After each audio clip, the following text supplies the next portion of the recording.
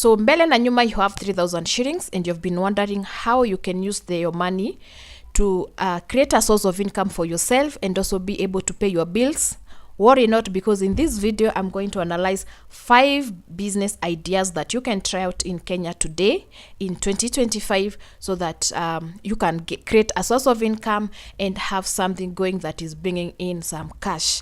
Hi guys, welcome to my channel. This is Simply Fiona, and I'm here to just help you grow your business and also save more on your finances. So kindly like this video, leave a comment, and also subscribe to my channel so that we can grow together.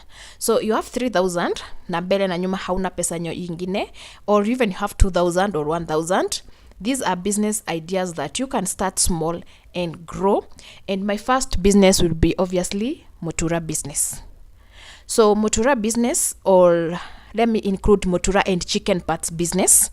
If you live in an estate that has a large number of people, that is kuna flats mingi kwa mali unaishi, like you live in Eastlands, you live in Kayole, you live in Githurai, you live Kahawa West, Kasarani, places that have high flow of people.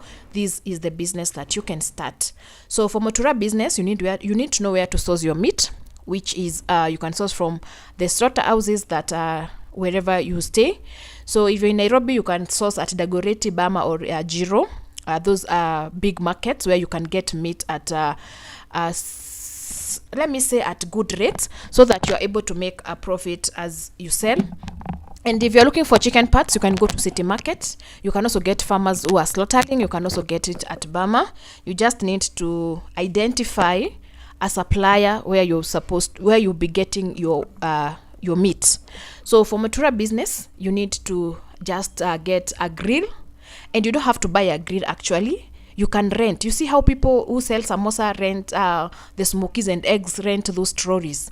Also grills you can rent. So you can rent a grill and pay the owner, maybe according to how you guys come to an agreement, whether daily or at the end of the week, so that you can be able to use their grill and pay or as a lease.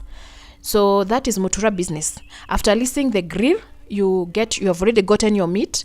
You need to get a dust coat, and there's something like sisi wa Kenya tumezoea that watu wa Mutura wanakuwa wachafu. Maybe you can come up someone as in a cleaner way. I don't know, people say that Mutura inafaa uchafu, mtu wa Mutura lab coat haifai kuwa white, mtu wa Mutura that that makes the Mutura tasty. Well, I don't want to say it's no, because in the places I've eaten Mutura, there are places that siwezi taka kusema sana, but you can start out. You can make your Mutura as a clean person. That the fact that you're clean doesn't mean you're not getting customers. You get customers. So just create a good PR, a good presentation of your goods. If it is the chicken parts that you're roasting, we have shingo, we have migu, and paja, and also the wings. So you need to know how you bought them, how much it has consumed, so that you're able to know how to sell. And the second business that you can do with 3,000 or less, of course, it's Mutumba business. This is a bit wide, and I'm going to do another video about this. But for Mutumba, you just need to identify, what am I going to sell? Is it kids' clothes? Is it ladies? Is it gents? Is it shoes? Is it bags? And when you identify, you go buy stock, like something worth 2,000 or 1,500. Like clothes for kids' clothes for 1,500 are so many. You just come, you get them, your clothes. You can take good photos and advertise yourself online. You can sell on TikTok live. You can sell on your WhatsApp status, on Insta, and also on Facebook. You just need how to let people know that you're selling that kind of clothes, whether it is ladies, kids, or whatever. So when you discover what you want, what you're interested in getting, go to Gikomba. Enda ujue mashimo. Kupotea ndo kujua mashimo Gikomba. If you wait for someone to show you around, you might wait for long. So enda Gikomba, potea, jua mashimo, and then get those clothes. Kuja piga picha, uza kwa TikTok, uza WhatsApp, uza Facebook, uza wherever. Bora we umeuza. You can even kuzungusha, hawking. You can also tell your neighbors. And the fast moving things I have seen in Mutumba business are kids clothes, because kids are born daily. And of course ladies my ladies wanapenda kung'ara sana. So if you get chiffon tops and you get jeans, dresses, hizo zitasonga. Viatu pia watu ununua, bags, and especially when it is almost school opening, utauza school bags. So just sit down and identify what you feel passionate about and go ahead to start that business. And so on our third business, we're going to talk about a milk parlor. So sio lazima kuwe na duka kubwa for you to start a milk parlor. Unaweza weka mahali kando kwa barabara, but just make sure you're observing hygiene.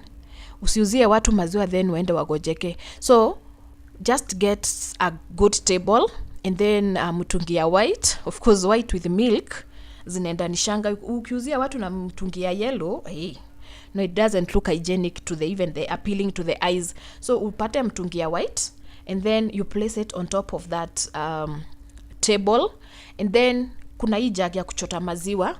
Make sure that unaiweka ndani ya besheni, ndoo inafungwa ndio inzi, you know that stuff.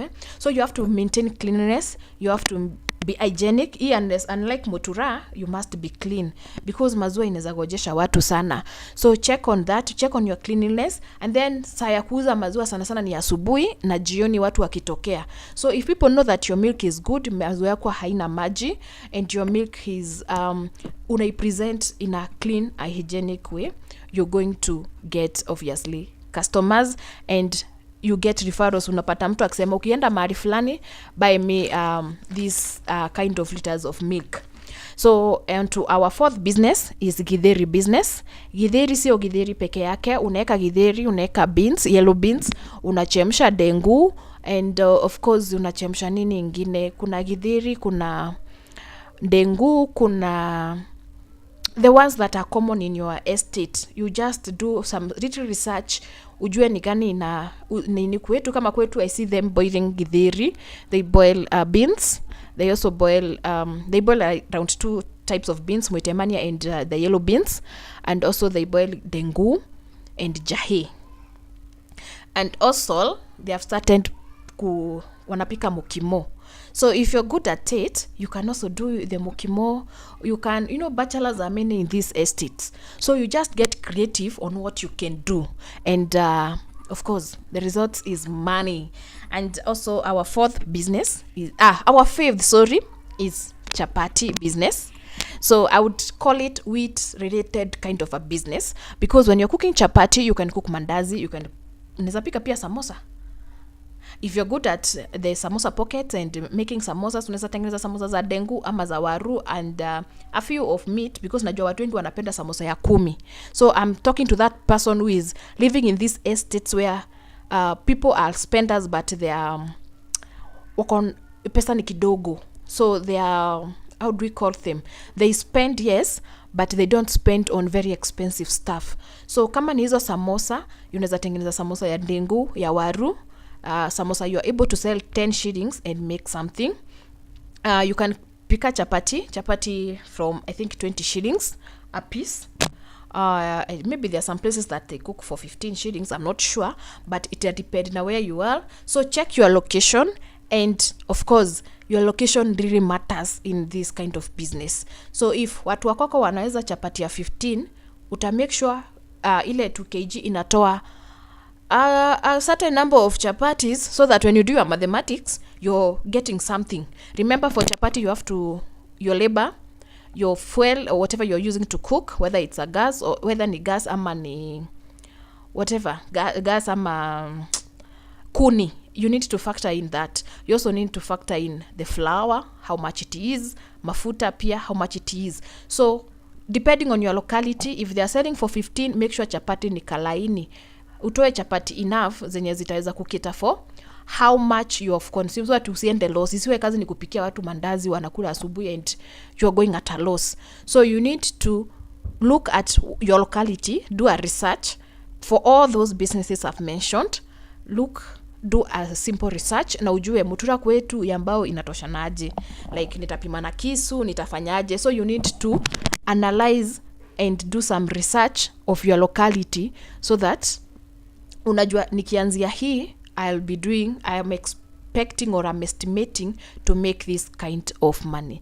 Thank you guys for watching. I hope you get an enlightenment on what kind of a business you can do. Remember to subscribe to my channel so that when I upload a new video, you'll be among the 5 first ones to be notified, so that you can come and learn.